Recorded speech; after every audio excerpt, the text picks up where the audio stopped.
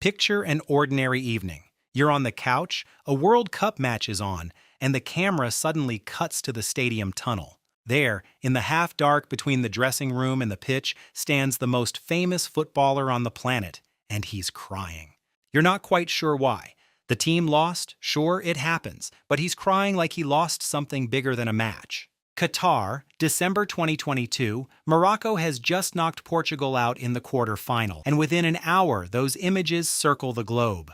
The internet did what the internet does, turned the tears into 1,000 jokes and 1,000 defenses. Almost nobody worked out what the tears were actually about, and underneath the meme there's a number.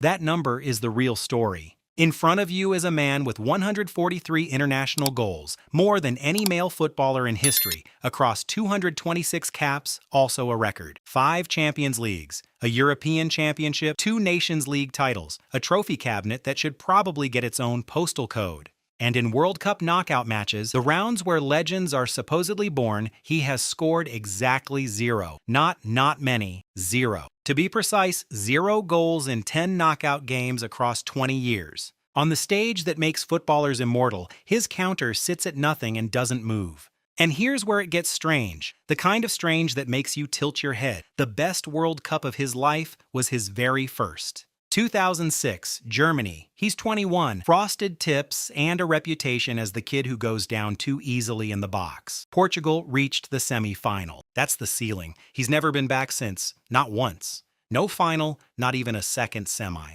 The deepest run of his entire World Cup life happened before he'd won a single thing in club football. The kid who could barely do anything got further than the legend who can do everything.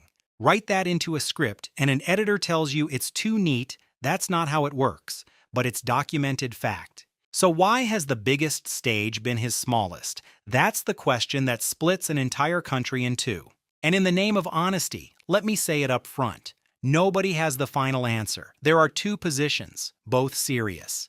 The first is the romantic one, and it points at Russia, 2018. Opening match against Spain, one of the best teams on earth. Ronaldo scores.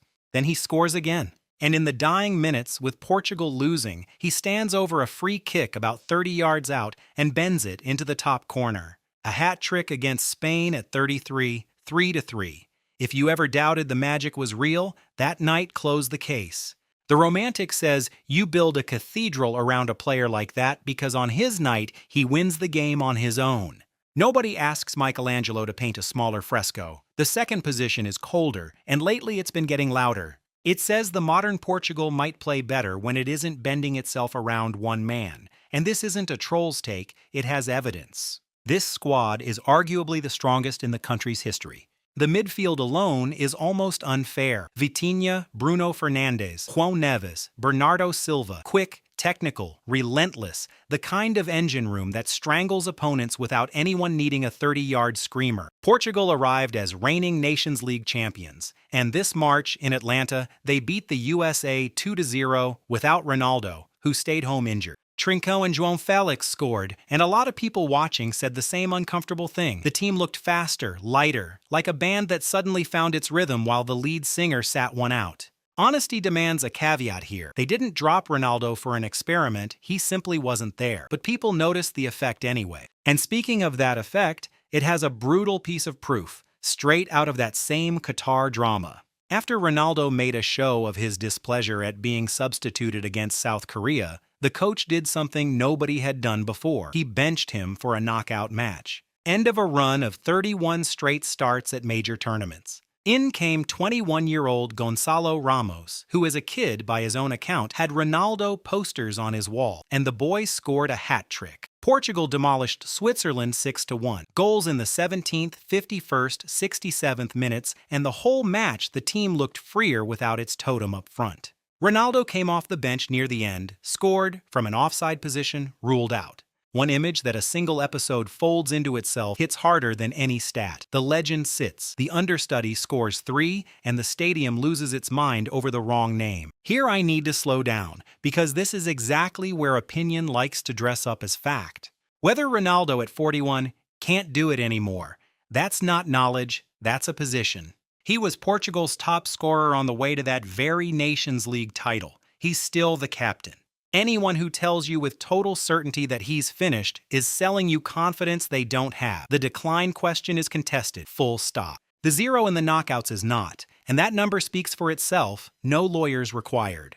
There's also a pattern bigger than him, and it's worth knowing because it flips the whole picture. Portugal have never won a World Cup, not once. Not in the Eusebio era, not with Figo's golden generation, not across 2 decades of Ronaldo. Their ceiling as a nation is that same semi-final, reached, never broken through. So the tears in the tunnel aren't only one man's wound. They're 60 years of a country getting close and going home. He's carrying a story he didn't start. And all of it brings us to what's happening right now as you watch. He's here at a record 6th World Cup, 41 years old, the oldest outfield player ever to start a match at the tournament.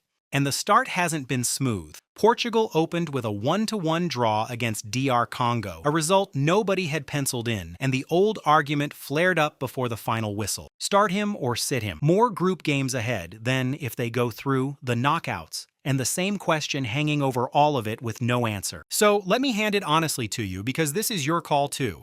If it were your decision, your team, your tournament, your name on the line, would you start the greatest scorer in international history and trust the magic shows up one more time? Or would you bench a living legend to let the machine run free and risk going down as the person who sat him in his last dance? There's no comfortable answer. If you've got one, I'd genuinely like to read it in the comments. And if this is the kind of thing you enjoy, taking the game apart from the inside, the subscribe button is right there, openly doing nothing. Because the contradiction he has to solve isn't about whether he can still strike a free kick. The task at 41 isn't to be bigger than the team. It's the opposite. It's to take the legend that spent 20 years being the center of gravity and quietly fit it into a machine that might run perfectly fine without it. To find the one moment only he can decide, and not waste it sulking about the other 89 minutes. That's a harder ask than any hat trick. Scoring, he can do. He's done it 10,000 times, accepting a smaller role for the sake of something bigger that he's never had to do. And maybe that's the whole story, folded into one quiet question. The trophy that would complete the most decorated career in the sport might come down not to his legs, not his finishing, not even his age. It might come down to whether the man who spent a lifetime being the answer can live with being just one part of it. The pitch will tell us soon enough. He's out there right now, finding out the same second we are.